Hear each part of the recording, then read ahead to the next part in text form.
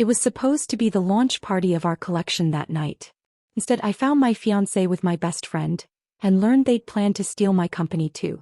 The betrayal didn't break me. It lit the match. I didn't cry. I vanished. I built a life in Florence, now I'm back, not for revenge. For triumph. The day started like a dream. A sky as smooth as silk, the city humming in quiet rhythm, and the final preparations for the most important night of my life underway. My launch collection, Blake and Ivory, was set to debut at the Ellington rooftop in front of a full house of fashion critics, brand scouts and investors. And Liam Carter, my fiancé, had promised to meet me at noon to rehearse our short thank you speech. Only, he didn't show up. He didn't answer texts or calls either. Maybe he's just running behind, Harper said lightly, tucking a loose curl behind her ear as she sorted through the garment bags. You know Liam, probably stuck in a meeting with those insufferable VC guys. I nodded distractedly, but something felt off. Liam always ran late, sure. But never on days like this. Not when my entire future hinged on perfection. Not when he'd watched me spend every night the past month sketching under studio lights until my fingers went numb. Still, I pushed the worry aside. I had more pressing things to focus on. Models were arriving. Naomi, my assistant, was wrangling PR reps. I had to check the final lining on the closing gown, an ivory silk sheath embroidered with copper thread like fire. My signature piece. Harper smiled, looping her arm through mine. Everything's going to be flawless tonight, babe. You made it. Don't overthink it. And just like that, I believed her. It wasn't until later, almost an hour before the dress rehearsal, that I realized I'd forgotten the backup design boards in my private studio. Naomi, can you stall the stylists? I asked. I need 20 minutes. Want me to go instead? She offered. No, I've got it. I'll be faster. Everything's sorted into sets. I'll grab and go. I grabbed my coat and keys and headed down to the converted loft on Fifth Avenue, where Liam had once surprised me with red wine and handwritten labels for my sewing kits. It was the space where I had built my brand. The place that had held every raw dream and every breakdown. The place I thought was sacred. When I walked through the door, the air was strangely still. The lights were off, but I could hear movement. Fabric rustling. Soft laugh. Then a voice I knew too well. Deep, amused, intimate. Don't wrinkle it. She'll notice. I'm wearing her design, Liam. Isn't that the point? My body froze. Oh, it couldn't be. I stepped inside and the world cracked open. Harper was perched on my drafting table, my limited edition silk wrap clinging to her hips. Liam stood between her legs, hands splayed against her waist, his mouth at her neck. Neither of them noticed me at first. Not until I dropped my keys. The sound was small. But in that echoing studio it may as well have been a bomb. They turned. Harper's eyes widened. Liam pulled back like he'd been slapped. Me. I didn't flinch. I didn't scream. I walked forward slowly and looked Harper dead in the eye. You missed a loose thread, I said, pointing at the hem of the dress. Stitchwork sloppy. But then again, so are you. Her cheeks flushed crimson. Sierra, Liam started. No. Don't speak. I turned to him next. You're wearing the cufflinks I gifted you for our anniversary. The ones you said made you feel like the man you wanted to be. I stepped closer, close enough to smell the betrayal on his skin. Guess you lied about that too. Liam opened his mouth. Closed it. Said nothing. The silence grew unbearable. So I ended it. I'm canceling our engagement. Harper's mouth parted, shocked. Wait, this doesn't have to. I turned to her, gaze sharp. You think this ends with you wearing my dress and him warming your seat? She flinched. I grabbed the design boards I came for, tucked them under my arm and walked to the door. But before I stepped out, I looked over my shoulder once. I don't know what's worse, I said softly. That you did this, or that you thought I'd stay silent. Back at the venue, Naomi took one look at me and knew. What happened? I handed her the design boards. You were right. Her jaw clenched. Do I need to kill someone? Not yet, I said, voice steady. But I might need you to hold my earrings later. The show must go on. At least that's what I told myself as I stood backstage while the crowd settled in. The models were lined up, lights gleamed, and the music started to pulse. But I felt hollow. Like the love I thought I'd spent years building had just been exposed for what it really was. A performance. I walked out after the final model and waved as the audience roared. People shouted my name. Camera flashes lit up the skyline. Somewhere Harper and Liam were probably sipping champagne and laughing over their coup. But tonight I was going to let them think they'd won. Because the real victory would come later. In silence. In strategy. In fire. After the after-party, I sat on the edge of my bathtub, still in my gown, staring at the ring I'd ripped off my finger. I should have cried. Had I smiled. Because if betrayal had a sound, I'd finally heard it. No. It was my turn to make noise. I barely had time to process the first betrayal before the second one knocked the wind out of me. It was the next morning, just 10 hours after I had found my fiancé tangled up in my best friend's body, after I'd walked the runway with shattered dignity stitched into the hem of every dress. The world thought I was glowing from success. But beneath the surface, I was balancing rage like a blade on my tongue. And then Jenna called. "Sis," she chirped like nothing was wrong. "Just wanted to let you know everything's handled on Dad's side of the estate. You don't have to worry about a thing." Something in her tone gave me pause. "Handled how?" I asked, still holding the phone to my ear with one hand while scrolling through emails on my laptop. She paused. Just a second too long. "Oh, just the boring stuff. You know, tax filings, deeds. I signed where needed. The agent was great." My blood turned cold. "I never got any documents to sign," I said flatly. "Well, I mean, technically I had power of attorney after Dad's stroke, remember? Just finishing what he'd want. I want the papers, Jenna. Now." "Sierra, don't be dramatic. Email them. Now." I hung up before she could answer. Naomi, who had just stepped into my loft with 2 iced lattes and a murder-ready stare, immediately froze. What happened now? "My sister," I said, the words thick and sharp. "She just sold our family property." Naomi blinked. "Wait. The house. The house. The one Mom was born in. The one Dad left to both of us in writing." "Oh hell no." She put down the coffee like it insulted her ancestors. "Tell me you're kidding." I opened my email. And there was an attached scanned copy of the signed deed. Signed on behalf of me. The signature wasn't even close to mine. But the buyer? Nathan Marsh.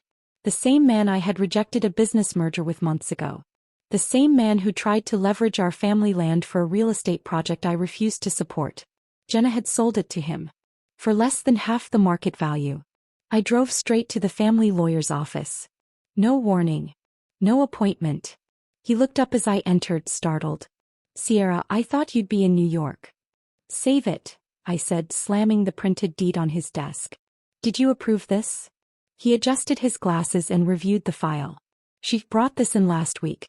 Said you'd be traveling and that she had verbal confirmation." "Verbal confirmation isn't binding." "She provided an audio file." I narrowed my eyes. "Play it." He hit the spacebar. And sure enough, it was my voice. But the audio was spliced. Chopped together from past phone calls and conversations. I heard my tone shift mid-sentence like a jigsaw puzzle of lies.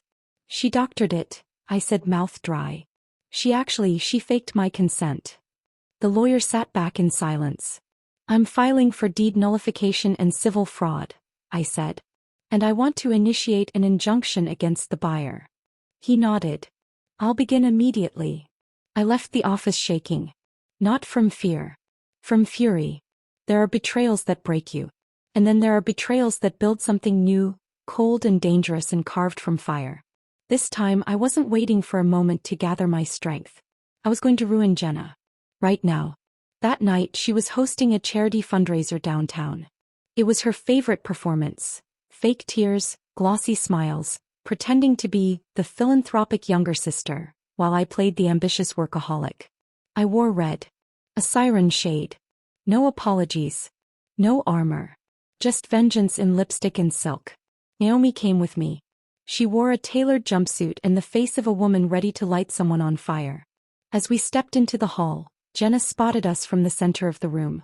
She froze mid-conversation. I could see the gears grinding behind her eyes. I didn't let her speak. Instead, I walked straight to the podium near the floral centerpiece and tapped the mic. "Good evening," I said with a smile. "I'm Sierra Blake. Some of you may know me as a designer. But tonight I'm here as a daughter. As a sister. As a victim of fraud. The crowd went still. Jenna stood like a statue, horror dawning across her face. I was just informed that my sister, Jenna Blake, forged documents in my name to sell our family property, I said clearly. Not for charity. Not to help the community. But to hand it over to a man we swore we'd never trust. Lies. Jenna hissed, pushing through the guests. I turned the mic off, pulled out a speaker and played the edited audio file from my phone, complete with evidence of manipulation and matching voice samples. Gasps rippled. Naomi added the cherry on top. She also rerouted the payment to her private investment account, she called out, handing copies to the journalists in attendance. We brought receipts. Jenna looked at me like I had destroyed her. He was right. I had. She lunged toward the mic, but security, whom Naomi had conveniently briefed in advance, stepped between us. Remove her, I said calmly. And they did. The last thing I saw was her stiletto slipping as they dragged her off the platform. Poetic. The press ran with it. Fashion queen exposes sister's fraud at charity gala. Betrayed twice, Blake burns the liars down. I didn't issue a statement. I didn't need to. My revenge was elegant.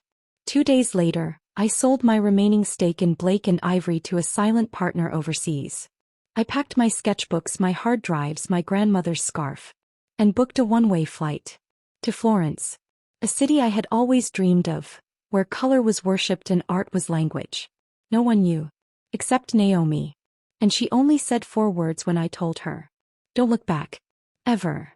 The plane took off into a dusky sky, and with it so did the version of me who begged people to stay. They say silence can be healing.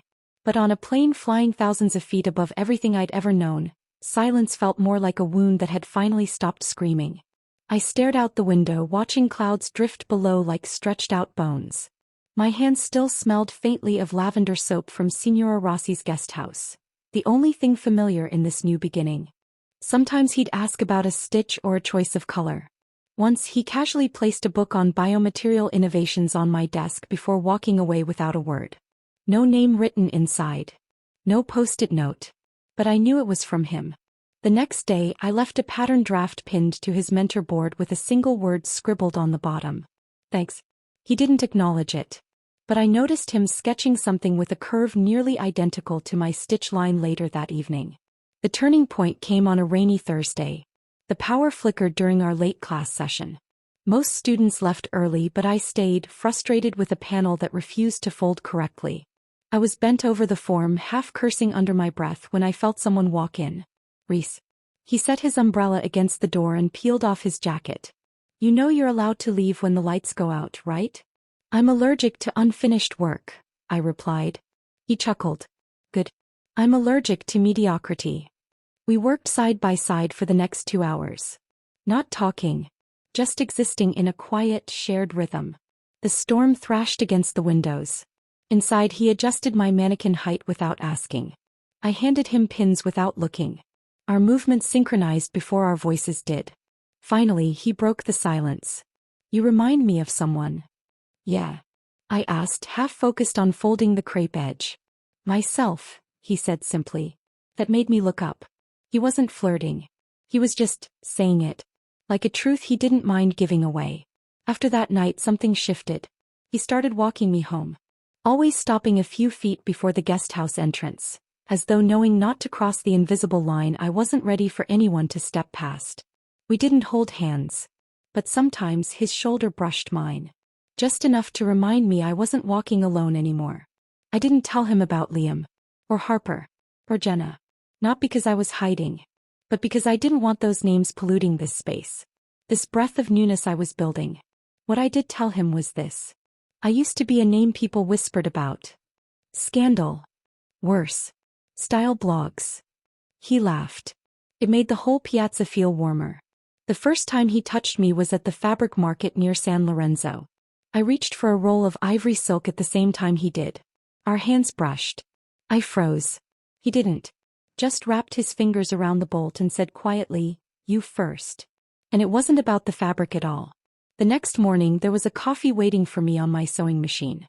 No name. No note. But he smiled when I picked it up. And I smiled back. It wasn't love. Not yet. But it was something better. A beginning that didn't feel like a trap. A presence that didn't press against my wounds. I started drawing again. Really drawing.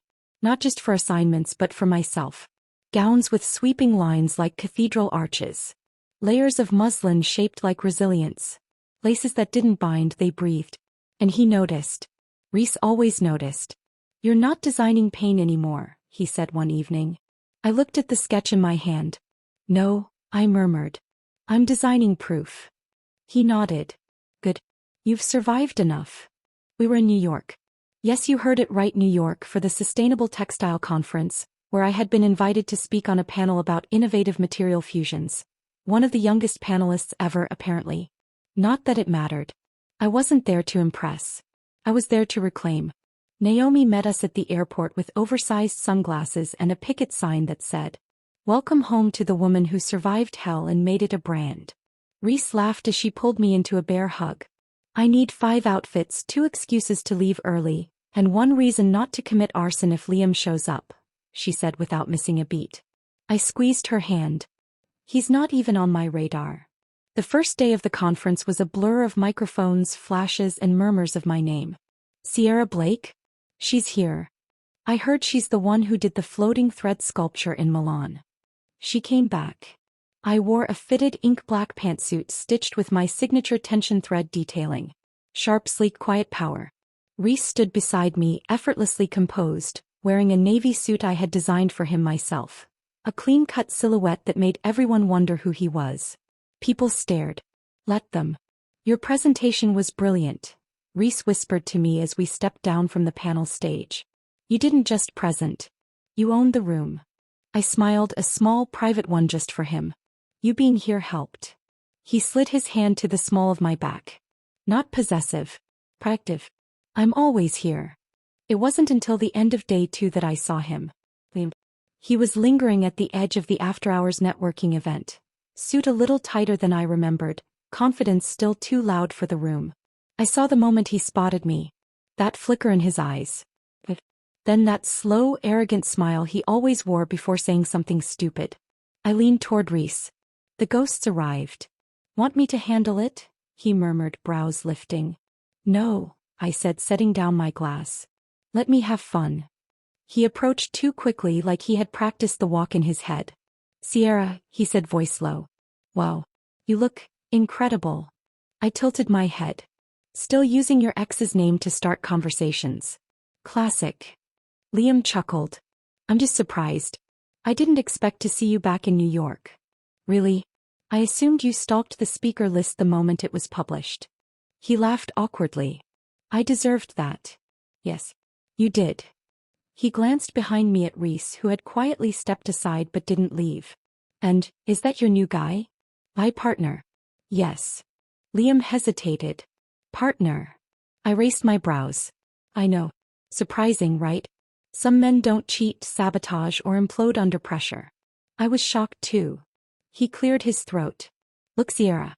I know things ended badly. But I've been doing a lot of thinking. About us." "There is no us, Liam. You threw us away for someone who couldn't handle my success." "I made a mistake." "No," I said, voice steady. "You made a choice. Repeatedly. And now you have to live with it." His face twitched. "You're different now. Because I'm not crying in corners anymore?" I asked. "Yeah, that version of me died the night you used my life's work as a bargaining chip." He tried to recover, offering a weak smile. "If you ever want to grab coffee or—" Naomi appeared like a summoning spell, one brow arched, clutching a drink she probably hadn't paid for. "Is this the moment where you ask her out again while her 6-foot upgrade watches from the bar? Because this is more embarrassing than your TEDx talk." Liam's mouth opened. Then closed. I didn't need to say another word. His face turned blotchy as he fumbled a goodbye and slinked away. I turned back to Reese, who offered a slow, knowing smile. "Handled it beautifully." "He made it easy," I muttered, walking back to the bar. Later that night, Reese and I sat on the balcony of our suite, the lights of Manhattan flickering like restless stars. "I don't think I could have done this alone," I said. "You did," he said. "I'm just here to make sure you don't have to do it again." I rested my head against his shoulder. And for the first time in a long time I didn't feel haunted. I felt home. Success, I learned, doesn't come with trumpets. It arrives quietly, dressed in the mundane emails, contracts, supply chain headaches, and zoning permits. But even under the weight of logistics and fabric samples, I knew I was standing at the edge of something monumental. My name was about to live in glass and steel. Sierra Blake Atelier, New York.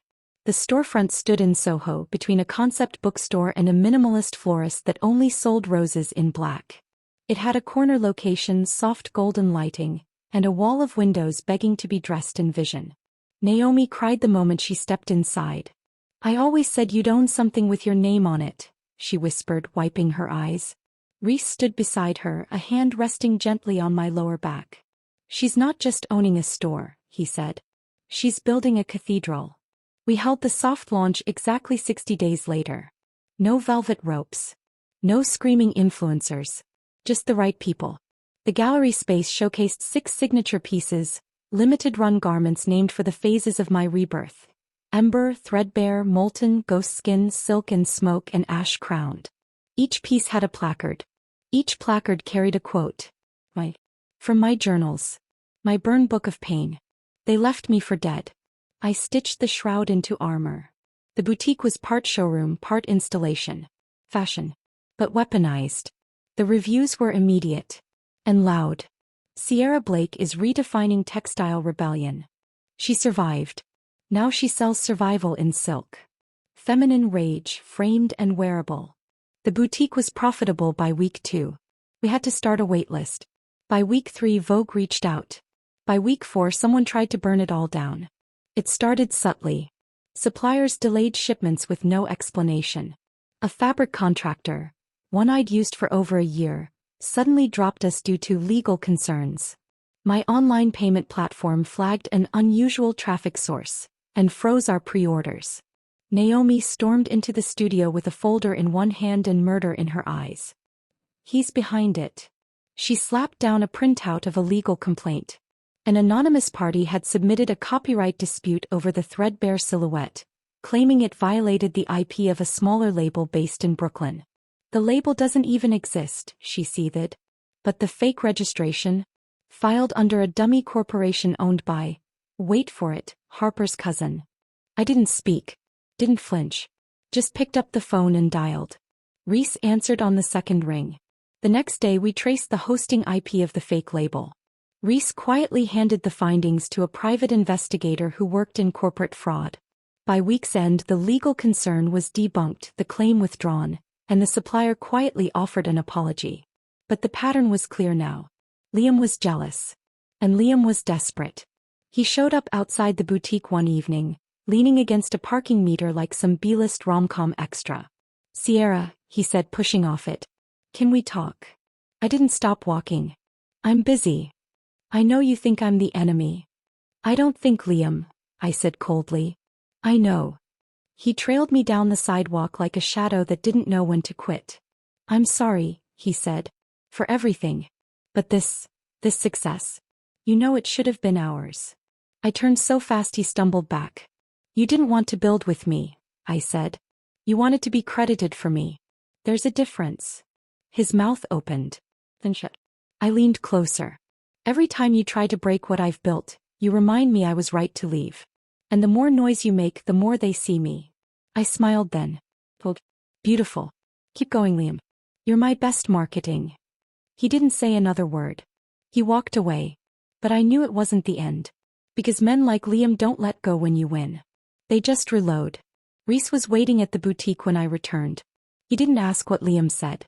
Just wrapped his arms around me and whispered, "You're bulletproof."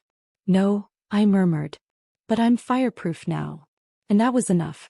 If private sabotage didn't work, Liam would take it public.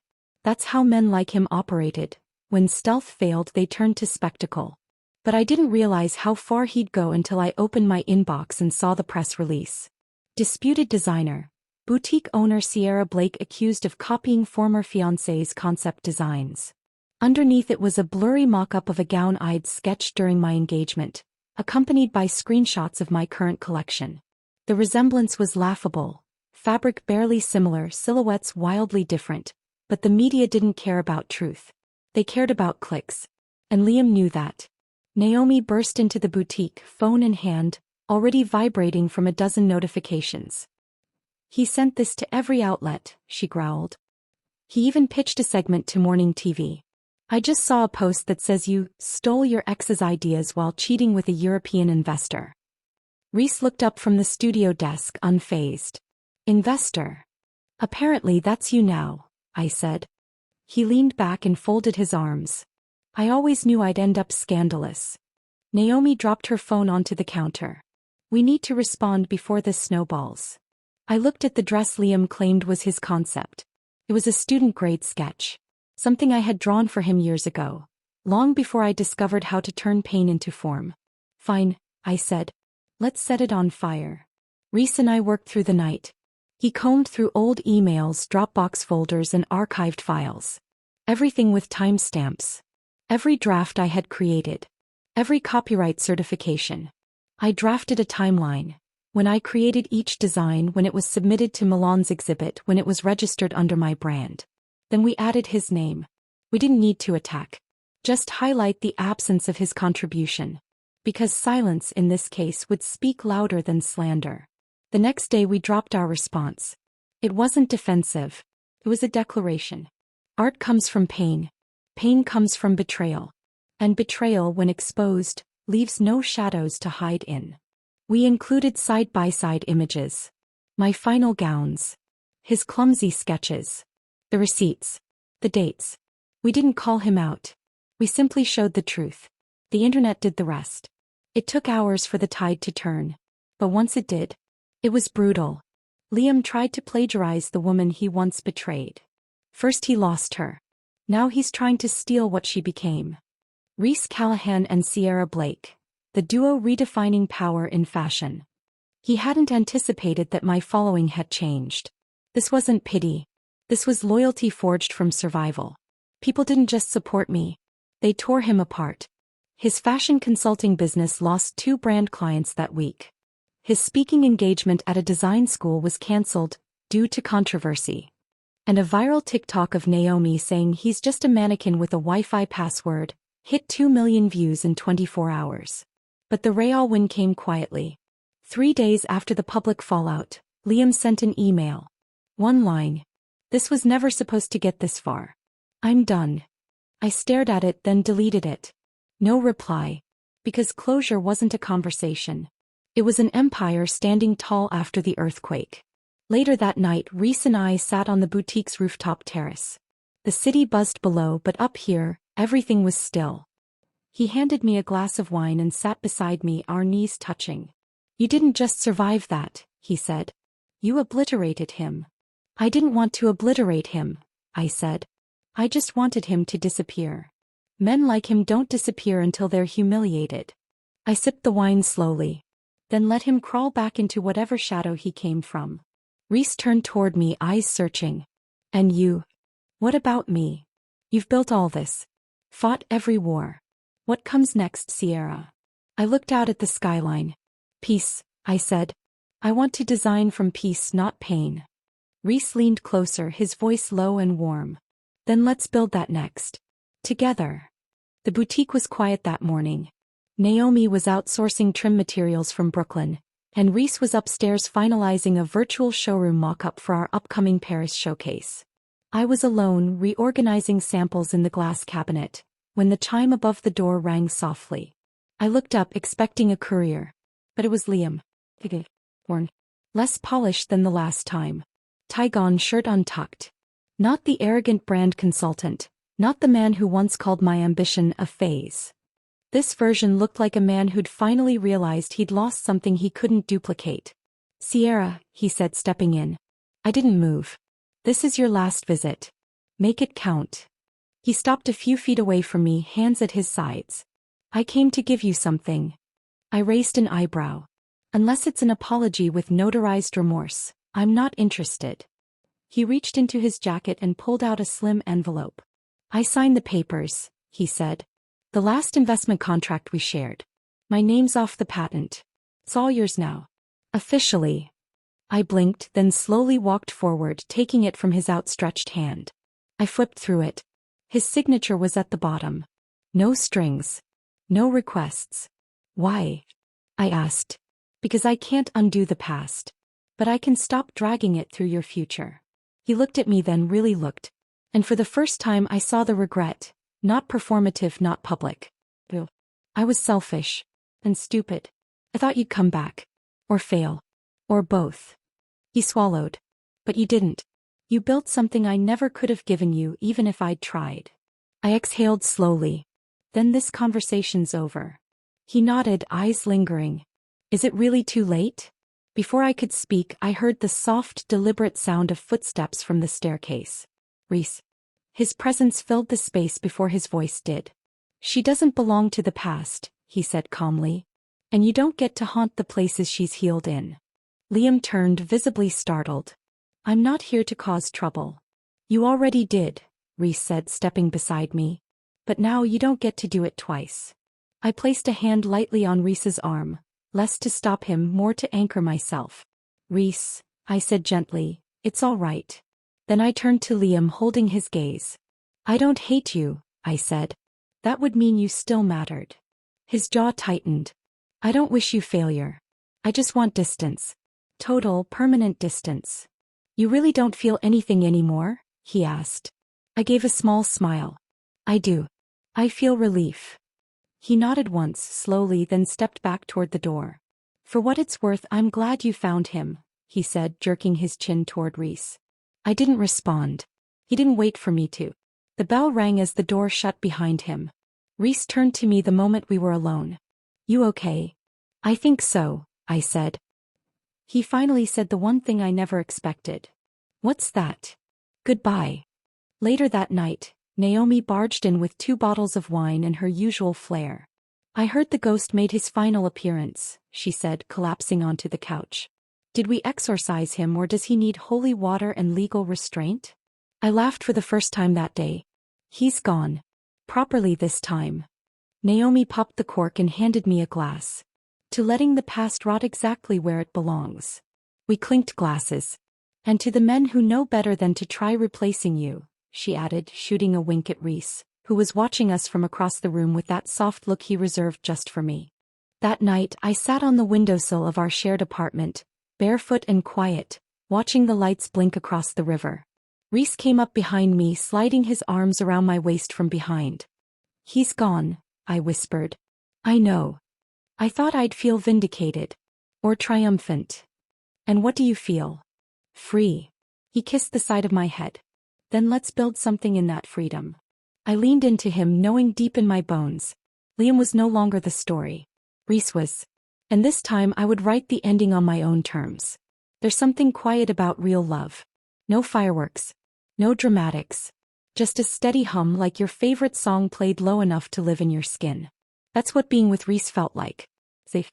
I was brushing the dust off a bolt of silk in the boutique's back room when he stepped in, holding a steaming mug of matcha. For the tyrant in the thread room, he said. I smiled. You know me so well. He walked over, handed me the cup, and brushed a stray lock of hair behind my ear with a touch so gentle it made me forget the ache in my shoulders. Naomi said you skipped lunch again. She spies for you now? She worries. So do I. I looked up into his dark eyes. I'm okay, Reese. Really. I don't want you to just be okay, he said softly. I want you to be happy. Federal rested. Respected. We spent the rest of the afternoon side by side, reviewing custom orders and adjusting production timelines. At one point, I realized his hand rested lightly over mine as we scrolled through fabric palettes. He didn't move it. Neither did I. It wasn't possessive. It was grounding. That evening we went to a small art gallery tucked behind Delancey Street. One I'd always loved but never had time to visit before everything collapsed. The theme was resilience in motion. Fitting. As we moved from painting to painting, Reese kept one hand gently on my back, guiding me through the crowd. Not controlling. Just watching. When someone brushed past me too abruptly, he stepped between us without even blinking. It was such a small thing. But it spoke volumes.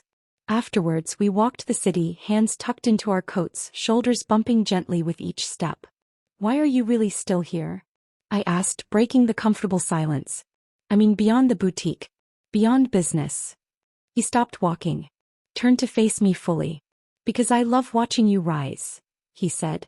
And because I refuse to be another man who leaves when you shine too bright. The cold vanished. Or maybe it was just me overheating from those words. I swallowed. I'm not easy to be with, Reese. You're not supposed to be, he said. You've been through war. I'm just here to make sure you never fight alone again. I looked up at him. At the man who didn't flinch when I broke. Who didn't compete when I succeeded. Who held doors and memories without demanding to be thanked. I used to think love had to hurt, I whispered. I know, he said. That's what makes you braver than anyone I've ever known. His hand reached up to my cheek, warm even through the wind. I don't want to replace what you lost, he said. I just want to stand beside what you're building. I leaned in. And for once there were no doubts. Just his lips meeting mine. Steady, sure, the kind of kiss that doesn't beg to be remembered because it already is. We didn't say much as we returned home. We didn't need to. Everything had been said in that moment. Every unspoken promise. Every silent vow. Later that night, while I was curled on the couch with a sketch pad, Reese stepped out from the kitchen holding something small. A box. Before you panic, he said with a half smile, it's not what you think. He opened it to reveal a delicate bracelet, fine gold, engraved with two simple words on the underside. You stayed. I touched it with reverent fingers. Reese. I know what it means, he said. To have someone not stay. To be left when it matters most. He fastened it around my wrist himself. You never have to doubt that with me. I couldn't speak for a full minute. So I kissed him again. Because sometimes, gratitude speaks in the language of lips and silence. The flight back to Florence was quiet, gentle, weightless. I leaned my head against Reese's shoulder, watching as the skyline of New York disappeared behind us, dissolving into clouds. Are you sad to leave? He asked, brushing his thumb along my knuckles. No, I whispered. I already did my goodbyes. He pressed a kiss to the top of my head. Then let's just call this what it is. What? A return to peace. Our flat in Florence still smelled like lemonwood and lavender from the last time I opened the windows. The terrace overlooked a cobbled street where an accordion player always hit the wrong note in the same place, every afternoon at 4. It was imperfect. But it was ours. Naomi had sent 3 texts already. Let me know when you land. Is the art studio finished or do you need me to fly in and insult the lighting crew? Tell Reese to keep his shirt on this time. Some of us have dignity. Reese smirked when I read them aloud. I make one joke about being shirtless and suddenly I'm the boutique scandal. You are the boutique scandal, I said. Then I should at least live up to the title. He walked past me, casually tugging his t-shirt off and tossing it at my face. You're such a menace, I mumbled through fabric. You're menace, he said from the doorway, already halfway into the kitchen. And don't forget it. We didn't do much for the first few days. We didn't need to. Morning coffee. Shared grocery runs. Him leaning over my sketchpad to make dumb suggestions like, can we add sword holsters to this evening gown? I laughed more than I had in years. One night I found him on the studio balcony barefoot looking up at the stars. Do you miss New York? I asked, stepping beside him. Not a bit. Not even a little? I teased. The chaos. The skyline. The overpriced coffee. I have you, he said. That's enough skyscraper for me. I rolled my eyes and kissed him. I mean it, he murmured against my mouth. This, whatever we're building, it doesn't need to be loud. It just needs to be real. We spent the next week designing the winter capsule. I worked on thread-bonded lace gowns inspired by firelight and rebirth. Reese started experimenting with a menswear line. The tagline was his idea. For the men who don't fear powerful women, because they love them. I snorted when I saw the first draft. You're serious? Dead serious, he said, arms crossed. Look, I dated women who shrunk themselves to fit their partner's ego. It was miserable. And now. He grinned. Now I get to hold the hand of a hurricane in heels. One morning we walked down to the local bakery, still half asleep and sun-kissed from the window light. I wore one of his t-shirts and he carried my sketch bag. The owner, an old woman named Julia, stopped us at the door. Amore, she said, tapping Reese's arm and gesturing between us. Finalmente. She looks like she sleeps now. She does, he replied in Italian. And she dreams better too. I didn't need to understand the rest of the sentence. The way he said it, like it was sacred, was enough. That night, curled in bed, his arm heavy over my waist, I whispered, "What would you have done if I never came back to New York?" "I would have found you," he said simply. "In Milan. In the Himalayas if I had to." I laughed. "You climbing mountains for me?" "I already have," he said. "They just didn't look like mountains at the time." I turned in his arms to face him. "You never once made me feel like I had to earn your loyalty." "Because you didn't," he said, pressing his forehead to mine. "You just had to heal." The next morning he surprised me with a hand-drawn map. "What's this?" I asked. "Our future," he said. "Well, a sketch of it. I'm still workshopping the roof angles." He had mapped out a small home studio combo outside Florence. Big windows. A glass ceiling over my sewing loft. A garden space. A stone terrace. "I want to build it with you," he said, serious now. "Not for you. With you." I set the map aside, climbed into his lap and kissed him slow. "Yes," I said. That was all. Just yes. To the man who stayed. To the life we were now writing. Together. Viv.